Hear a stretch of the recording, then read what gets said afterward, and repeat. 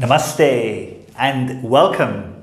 It's Rishi here from meditatewithrishi.com, and today we are going to be exploring how to meditate in Vedanta, or how to do a Vedantic meditation. So this video, because a lot of people are confused about this, we are going to be doing some theory and really understand like what are we doing in this meditation, right? What is the idea? What is the kind of lens through which you're approaching the practice? And of course, on this channel, I will be doing guided meditations of different varieties. So if you're interested in this and you haven't already, make sure to subscribe to the channel, okay? All right, so for people that are new to this, the last couple of days, we've been speaking about Gyan Yoga, about Vedanta. So if you are totally new to this, then it will help you to watch the videos on what is Vedanta, essentially, what is Gyan Yoga, right? But ultimately, Gyan Yoga is the path of wisdom. And what we are trying to do is we are trying to attain the truth, essentially, through the path of wisdom and knowledge by discriminating, inquiring into what is our true nature, and having the direct realization that we are not this body, we are not this mind, but really we are the pure consciousness that resides within. Okay, so this is the general idea. Now, how does one meditate in Vedanta? Are there any specific types of meditation that are prescribed on this path? And the answer is yes. So what I'm going to share with you today is actually one of the most popular types of Vedantic meditation. And the idea, this by the way, was the great Vedantin, Ramana Maharishi, was known to actually ask his students to practice in this way, to inquire in this way, if they did not understand what he was trying to tell them through his silence, through his pure state, essentially. So if you're really interested in this, go and watch this documentary called Gyani, which is on YouTube. I will link it below. It's on him, on his life. You know, he was enlightened at 16 years old, and one of the true, living beings that lived the truth his entire life, and the people around him could see it essentially very clearly. So watch that. Okay, I'm going off topic. Let's get to how do we do the meditation in Vedanta. Okay, so the technique is called Neti Neti, which means not this, not this. So we are essentially asking the question, who am I? Who am I means not this name and form and career and relationships and those type of labels. Who am I?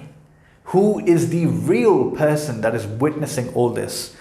And step by step, layer by layer, we are going into our innermost essence by negating everything that which we are not.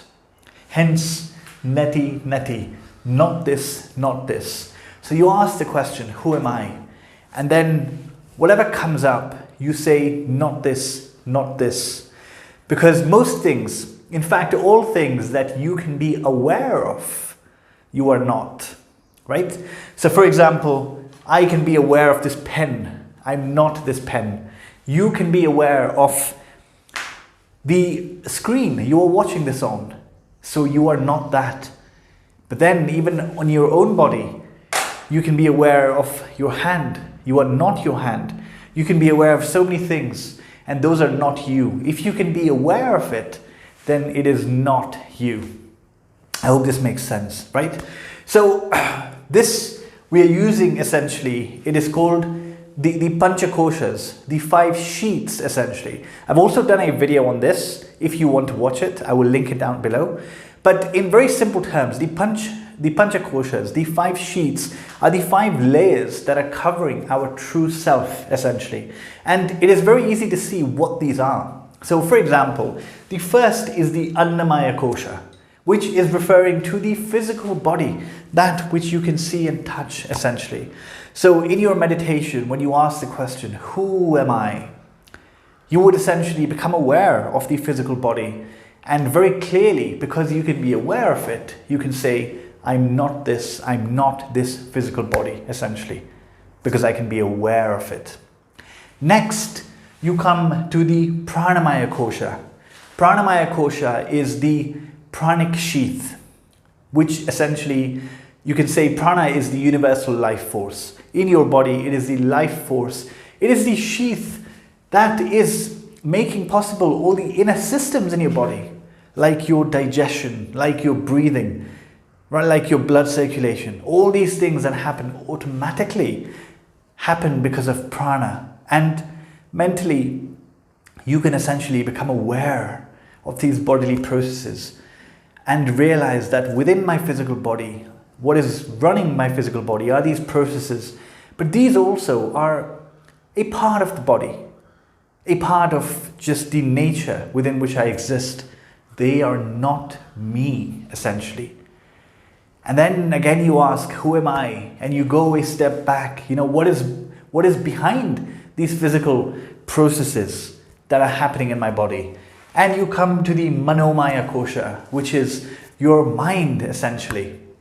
This is a very important step because most of us, we associate ourselves with the mind because we think through the mind, we make decisions through the mind, we essentially feel emotions through the mind, and we think that we live in the mind. So here in your meditation, you come and essentially become aware of the mind itself, and you observe it, and you begin to see the thoughts that are happening in your mind. And then you say that, okay, these thoughts are happening in my mind, but because I can be aware of my thoughts, I am not my thoughts. I am not this, essentially. If you can be aware of it, you are not it, right? So if you can be aware of your thoughts, you are not your thoughts. And this is a huge step on the spiritual path when you truly understand this, because then any thought that comes up, no matter how horrific, no matter how high it is on the emotional scale, it will start to affect you less and less because this knowledge is there that I am not this, I am not my thoughts, essentially. And then you say, okay, so who am I? If I'm not my thoughts, who am I? What is behind this mind? And when you go behind, you come to what is known as the Vijnanmaya kosha, which you can say is the intellect. And the intellect essentially is the one that allows you to discriminate between things. And you can say that actually what I'm doing right now is discriminating about who I am and who I'm not. I am actually using my intellect in this very exercise. So clearly, I am not this either. I'm not the intellect either. Although it is a very subtle sheath, although it is one of the layers that is closest to who I really am, still I am not this. And then you say, okay, well, what is left now? What is remaining? I'm not the body, right? I'm not the body. I'm not the processes happening within. Okay, so we've covered what is physical now. Now, on the subtle level, I'm not the mind, essentially. On an even subtler level that we cannot see or touch, I'm not the intellect. So what is behind this now? What is behind that? And you notice that actually behind that, if you have ever reached the inner silence in meditation, where there were no thoughts, you are essentially, the mind you feel as if it's completely blank, and you feel total bliss in meditation. This actually is also a sheath. And the science of yoga tells us that this is called the Anandamaya kosha, the bliss body, essentially. And this is where you have that sense of complete blankness. And it is really important when we meditate, that when we reach this, to realize that this is not enlightenment. We have not yet reached the goal, okay? It may seem, very blissful because it's complete silence. You're totally peaceful, right?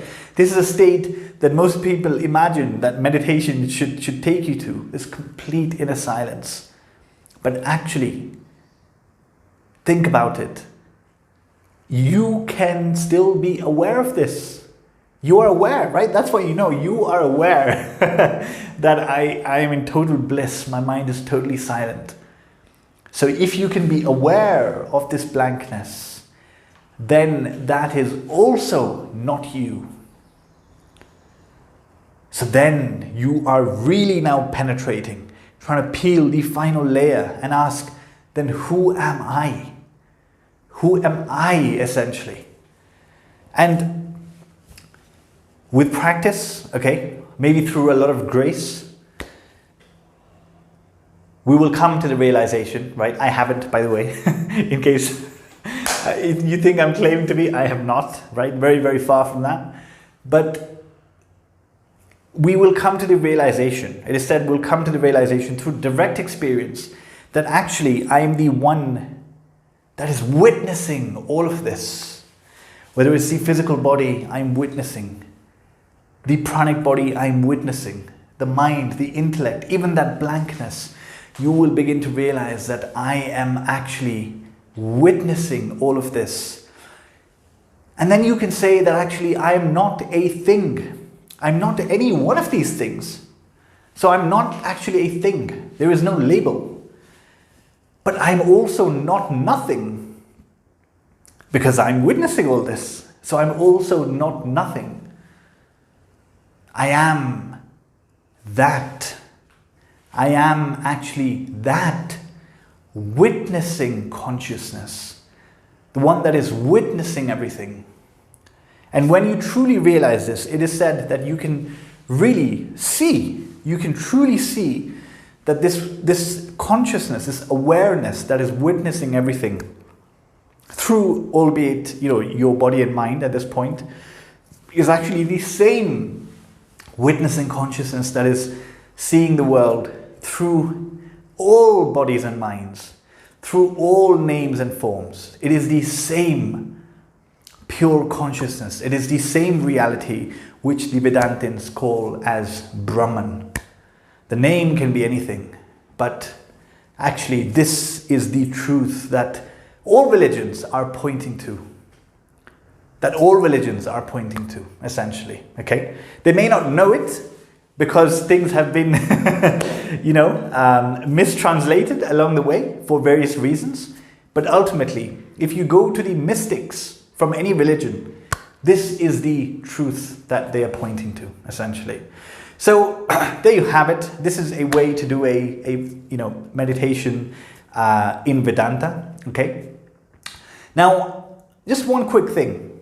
You may be wondering that this question comes up quite often. That if I'm this pure consciousness, right? If I know that this divinity essentially is me, it is my true nature, then does it mean that I cannot do the things I used to do previously, like pray to God, or for example, do like say mantras or chant devotional hymns or anything like that, right? The relationship that you have, the personal relationship you have with the divine, does it mean I can't do any of that because it doesn't make sense? And the simple answer is no. And you don't need to listen to me for that, right? We can look at the greatest Vedantins in history and just look at how they lived their life as enlightened beings. Take the great Shankaracharya, who actually made Advaita Vedanta famous thousands of years ago. He, at the same time, wrote so many hymns, for example, to the goddess Ganga, the river Ganga, who is a mother goddess, right? Or he said Bhaja Govindam, which means to sing and say the name of the Lord at all times. Or more recently, if you take Ramana Maharishi, right? If you watch that documentary, you'll see that he actually saw the mountain Arunachal as Shiva itself. And although he knew that he is he is one with everything, he is Shiva, he still felt immense devotion toward that mountain. Or you take the great sage Sri Ramakrishna, Everybody knows him. Actually, everybody knows him as a big devotee of the goddess Kali, who gave him the vision. But actually, he was a pure Vedantin through and through. He just appeared as a devotee on the outside. So this is, if you were interested in this path, if you were going down this path, it doesn't mean that it needs to be completely dry. You can still have a lot of bhakti on this path, essentially. Okay, it's completely fine. This is what the great teachers have said. Anything I tell you, by the way, obviously none of this is my knowledge, right? This is stuff that I've learned from teachers directly or indirectly. So there you have it. I really hope this was helpful, and I'll be doing the guided meditations soon on this channel within the next couple of months. So please subscribe if you haven't already. Thank you for watching. Namaste.